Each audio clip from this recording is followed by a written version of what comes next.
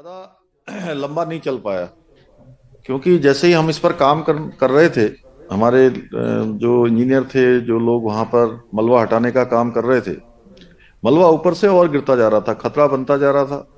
वो काम रोकना पड़ा। उसके बाद पाइपलाइन बनाने की बात आई, पाइपलाइन बनाई जाने लगी, लेकिन कुछ दूर तक पाइपलाइन गई। उसके बाद हार्ड रॉक आ गया।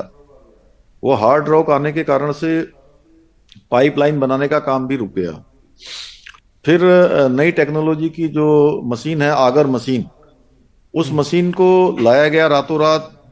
वायुसेना के हवाई जहाज से उसको लिफ्ट किया गया, इंदौर से और कुछ वहाँ हैदराबाद से। वह भी चली और 21 मीटर पर जाकर वह भी अटक गई। 16 तारीख को काम बंद हो गया। बड़ी एकदम से ऐसी न्यूज आई कि ऊपर से फिर से मलबा गिर रहा है, लोगों को, जो लोग काम कर रहे हैं उनको खतरा हो रहा है। तो उन्होंने काम करना बंद कर दिया।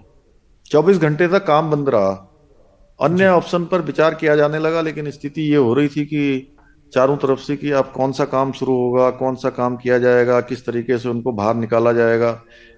ऊपर से वर्टिकल डीलिंग का भी काम आगे एक साथ जो है सोचा कि अब इन ऑप्शन पर भी काम किया जाए।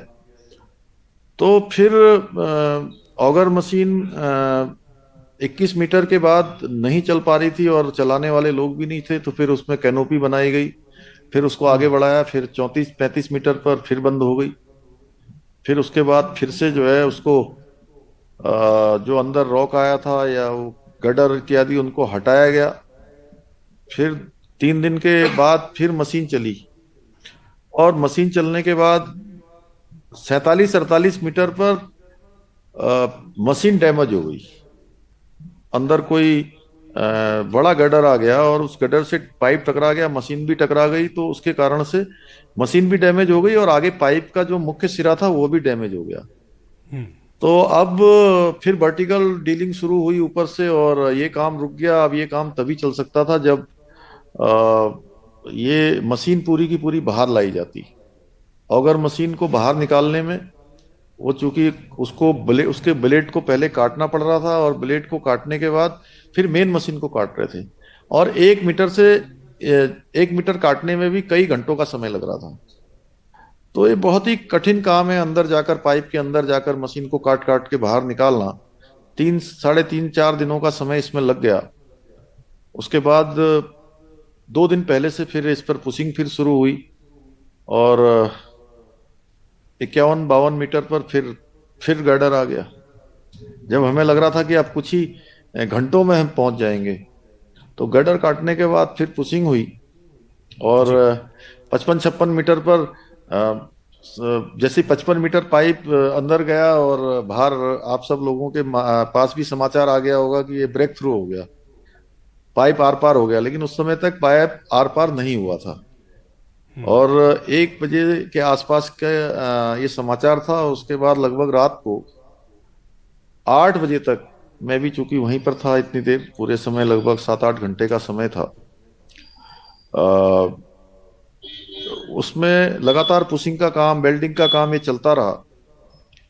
और कल जाके 8 बजे शाम को ब्रेक थ्रू हुआ। जी। और तो जैसे ही ये समाचार सारे जब मिला तो श्रमिक पूरा। बाहर आए तो हमने देखा तस्वीरों में कि आपने उनका माला पहना करके गले मिलकर उनका स्वागत किया, उनका हालचाल पूछा। आज सुबह की भी तस्वीर हमने देखी जब उत्तराखंड सरकार की ओर से सभी श्रमिकों को 1-1 लाख रुपए का चेक भी दिया गया है।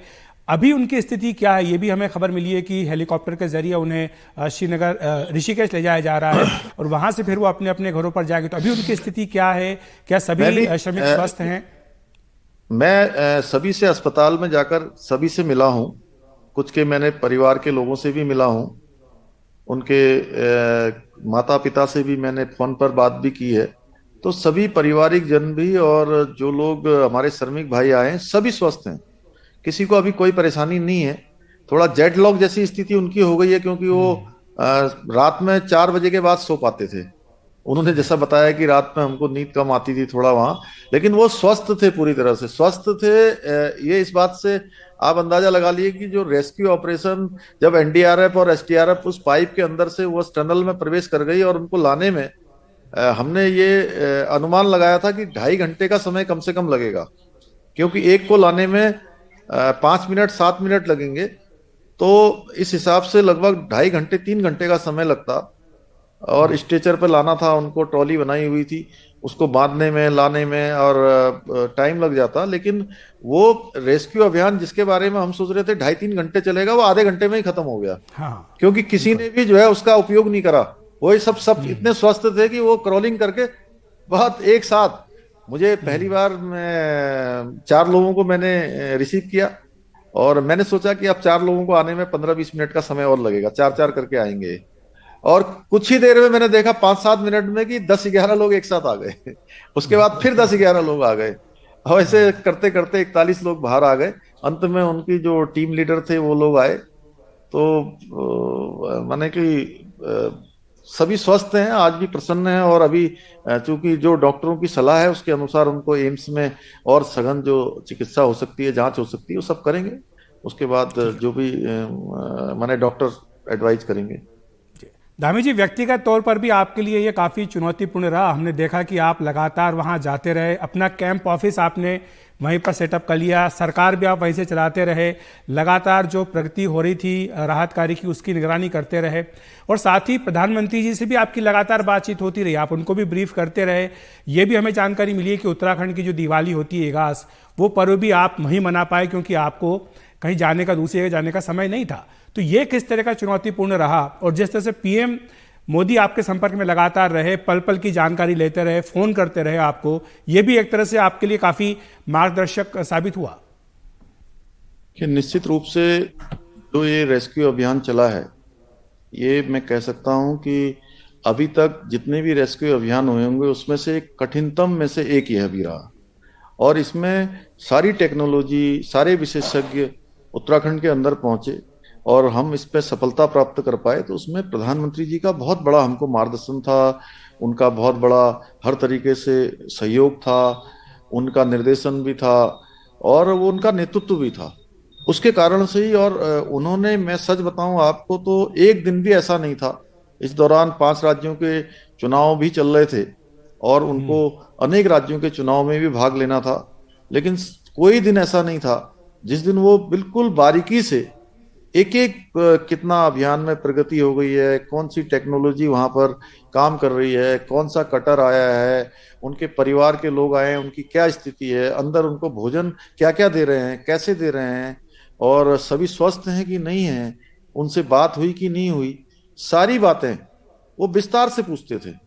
और साथ ही साथ यह भी उन्होंने कहा था कि इस जो टनल का जहां से ये काम चल रहा था पाइप को अंदर डालने का, कि वहां पर बहुत ज्यादा मूवमेंट लोगों का ना हो, जिसके कारण से काम करने वाले लोगों को कोई जो है किसी प्रकार की जो है दिक्कत ना हो, कोई उनका व्यवधान ना हो। तो ये काम उन्हीं के कारण संभव हो पाया, अन्यथा ये संभव नहीं होता। तो कहते हैं मोदी है तो मुमकिन है, तो ये भी मुमकिन हुआ। इससे पहले की भी आपदाएं लोगों ने देखी हैं, कि एक समय ऐसा भी था कि कई बार लोग कुछ नेताजी का इंतजार करते रह गए, और 8 8 दिनों तक राहत सामग्री के ट्रक भरे के भरे रह गए, कि वो आएंगे, हरी झंडी दिखाएंगे, जब राहत सामग्री उन तक, जरूरतमंदों तक पहुंचेगी, आपदा पीड़ितों तक पहुंचेगी। ऐसा समय भी देखा। और आजाद भारत के इतिहास में ऐसे प्रधानमंत्री को भी देखा है लोगों ने, जिन्होंने अपने परिवार, अपने बच्चों की तरह, अपने बेटे बेटियों की तरह उनकी चिंता करी है, जो सुरंग के अंदर जो है हमारे श्रमिक भाई फंसे हुए थे। जी। और मेरे लेकिन लिए एक बड़ा कुछ चुनौतीपूर्ण ये सवाल था भी मन कि में उठ रहे हैं मेरे लोगों लिए के, कई मेरे लिए विशेषज्ञ जो प्रश्न उठा चुनौतीपूर्ण रहे ये हैं कि था क्या कि उत्तराखंड तैयार था इस तरह के हादसे के लिए, क्योंकि जो मशीनें हैं उन्हें बाहर से मंगाना पड़ा, जो टनलिंग का काम हो रहा था उसमें जो सावधानियां रखनी चाहिए थी वो नहीं रखी गई, रेस्क्यू टनल नहीं बनाया गया। ये सब चीजें जो है, क्या इस हादसे से हम सीखेंगे आगे इस तरह के हादसे देखिए, ना हो, मैंने अगर होते हैं तो भारत किस तरह से जल्द से जल्द भारत निकाला जा सके? भारत भा, जी, भारत सरकार ने पहले ही इस पर सेफ्टी ऑडिट के आदेश कर दिए हैं। और हमने भी सभी जो टनल का काम, चूंकि हमारे यहाँ अन्य एजेंसियां भी कर रही हैं, उन सभी की हम समीक्षा करेंगे कि उनको ठीक से देखा जाए। क्योंकि लोगों का जीवन सुरक्षा ये हमारे लिए जरूरी है। जहां हमारे लिए ये विस्तार विकास यह भी जरूरी है, क्योंकि यहाँ की भौगोलिक परिस्थितियां बहुत कठिन हैं। बहुत यही टनल बनने से हमारे बड़कोट और सिलक्यारा क्षेत्र से आने वाली दोनों डामटा इस क्षेत्र के बीच में कम से कम 25 30 किलोमीटर की जो दूरी है वो कम होने वाली है। तो पहाड़ों में 25-30 किलोमीटर बहुत बड़ा होता है, और बर्फबारी के समय में रास्ते बंद हो जाते हैं। सुविधा के लिए बनाई जा रही है, लेकिन सुविधा के साथ साथ सुरक्षा भी जरूरी है, हम उसको भी देखेंगे। तो ये जो हादसा हुआ, क्या इसकी कोई जांच होगी? जो दोषी हैं इसके लिए क्या उनको जिम्मेदार ठहरा करके सजा दिलवाने का प्रयास किया जाएगा? नहीं, निश्चित रूप से देखिए, जब समीक्षा करेंगे तो समीक्षा में सब कुछ आ जाएगा। जी। और ये जो सुरंग है धामी साहब, इसका क्या भविष्य रहेगा? क्या इसको आगे भी इस चारधाम परियोजना के लिए प्रयोग में होगा, या फिर इसको अब अबंडन करके कोई नई सुरंग बनाई जाएगी? इसकी स्थिति क्या है? इसके बारे में विशेषज्ञ क्या कह रहे हैं? ये तो देखिए समीक्षा होगी, चूंकि NHAI DCL इस पर काम कर रहा है, भारत सरकार के स्तर पर इस काम को देखा जा रहा है, तो उनके स्तर पर भी इसकी जांच होगी। तकनीकी रूप से वही ज्यादा बता सकते हैं, लेकिन हमारा ये होगा कि हम जितने भी ऐसे काम चल रहे हैं, राज्य सरकार भी उनकी सबकी समीक्षा करेगी।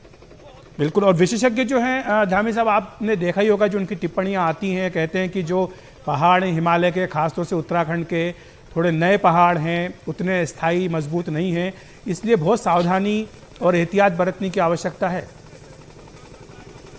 नहीं, मैंने कहा कि सभी की समीक्षा होगी, और जहां पर भी इस प्रकार के काम हो रहे हैं वहां की सभी चीज़ों को ध्यान में रख के जो जियोलॉजिकल सर्वे इत्यादि हैं वो होते हैं, और भी हमारे यहाँ टनलें बनी हैं, बड़ी बड़ी टनलें बनी हैं, इससे पहले भी काम हुए हैं। अभी ऋषिकेश कर्णप्रयाग रेलवे लाइन पर भी काफ़ी बड़ी बड़ी टनलें बनी हुई हैं, लेकिन अब वो ये किस कारण से हुआ है, क्या हुआ है, तो समीक्षा के बाद आएगा। और धामी साहब, ये जो पूरा अभियान चला है 17 दिनों तक, इसमें केंद्र सरकार हो, उत्तराखंड सरकार हो, अन्य सरकारें हो, अंतर्राष्ट्रीय विशेषज्ञ हों, सबने मिलजुल करके काम किया। उनकी भूमिका पर थोड़ा सा आप अगर प्रकाश डालें, बताएं कि किस तरह से ये बात आई, ये प्रस्ताव आया कि इसमें जो अंतर्राष्ट्रीय विशेषज्ञ उनको भी बुलाया जाए, अन्य राज्यों से भी सहयोग लिया जाए। जैसे मशीन थी, ऑगर मशीन, इंदौर से उसको फ्लाई किया गया, और भी जो हेवी मशीनरी थी उसको एयरफोर्स की सहायता से लाया गया। ये पूरा अभियान चला, और किस तरह से कोऑर्डिनेशन हुआ, कमांड एंड कंट्रोल सेंटर कहाँ था, किस तरह से फैसले किए गए? देखिए, चूंकि PMO ने अपने स्तर पर भी इसकी लगातार समीक्षा की थी, माननीय प्रधानमंत्री जी लगातार कर रहे थे, और बाकी का काम सिलक्यारा से ही जो है वहाँ पर ही वहाँ के विशेषज्ञ लोग आए हुए थे। और जैसे जैसे इसमें ज़रूरत पड़ती गई, पहले शुरुआत में लग रहा था कि जिला प्रशासन के लोग और कंपनी के लोग मिलकर वहाँ के मलबे को हटा लेंगे, नहीं हुआ तो उसमें पेयजल निगम को, अन्य एजेंसियों को सम्मिलित किया गया। जब उनसे भी जो है पाइप डालने का काम नहीं हुआ तो आगर को बढ़ाया गया, आगर लाई गई, अन्य जो है फिर बाद में जब मशीन फंस गई तो उसमें गैस कटर लाए गए, गैस कटर लाने के बाद जो है प्लाज्मा कटर लाए गए, प्लाज्मा कटर ने भी जब काम नहीं किया, आगे जाकर जो है गटर फंस गए, तो गटर फंस गए, तो गटर फंसने के बाद जो है जो माइनिंग जो नीचे से करने वाले, खोदने वाले विशेषज्ञ होते हैं, उनको गोरखपुर से, दिल्ली जल बोर्ड से, उन सबको मंगाया गया। यानी कि जैसे जैसे ज़रूरत पड़ती गई वैसे वैसे लोगों को वहाँ पर बुलाया जाता रहा, क्योंकि ये पहली ऐसी घटना हुई है, कोई ऐसा तो है नहीं कि पहले से कोई घटना इस प्रकार की होगी, किसी को ऐसा अनुमान था। तो जैसी ज़रूरत पड़ी है वैसा काम इसमें हुआ है।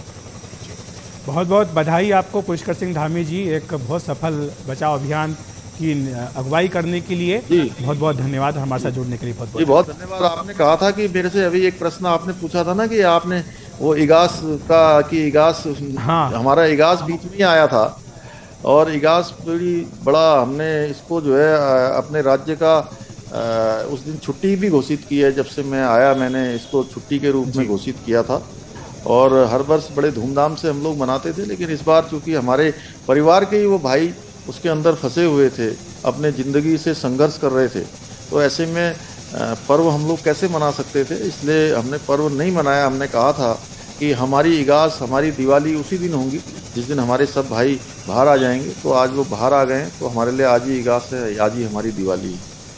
तो आपको इगास की भी बहुत बहुत शुभकामनाएं, बहुत बहुत बधाई। धन्यवाद हमारे साथ जुड़ने के लिए पुष्कर सिंह धामी जी।